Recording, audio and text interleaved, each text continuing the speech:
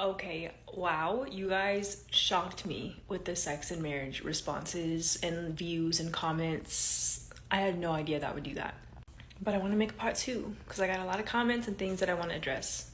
First of all, I will say that I am not like a professional sex and marriage coach person. Like, this was something that I just learned, you guys. So for those of you that were coming at me or, getting very specific on what I was saying, I understand that the things I say matter. Some people don't like that I said sex is the highest form of praise to God, and maybe they didn't mean to teach it like that to me, or maybe I didn't mean to teach it that way to you. But basically, my point was that it is a form of worship to God, and that's only in your marriage. So let's talk about why the enemy wouldn't want you to be having sex with your spouse.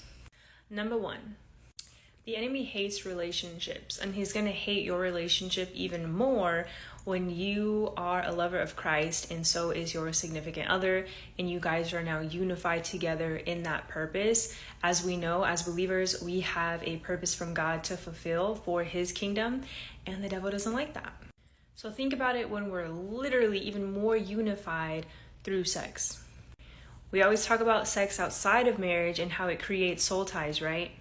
So how much greater the soul tie with your husband or wife when you are married? Why wouldn't the devil hate that? Number two, as to why the devil would hate you and your spouse having sex.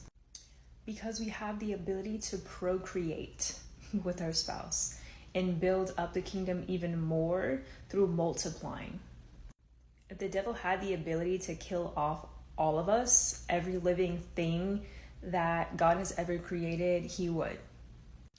So yeah, I'm genuinely surprised about the responses I got. I didn't know that many people struggled with the same thing I struggled with, and I didn't think this was going to be such a big topic, but I'm glad that we all know that we're not alone. And I hope that whenever you feel this way, or you get these thoughts of, oh, I shouldn't be having sex with my spouse, or I'm not promiscuous anymore, don't think about it like you're promiscuous. Just think about it that your husband or your wife is a literal gift to you. They are a gift. If you look at it that way, then your mind won't go from thinking that you're being perverted, because you're not being perverted. If you're married and in a godly relationship, perversion is not there when you're looking at your wife as a gift and you're looking at your husband as a gift.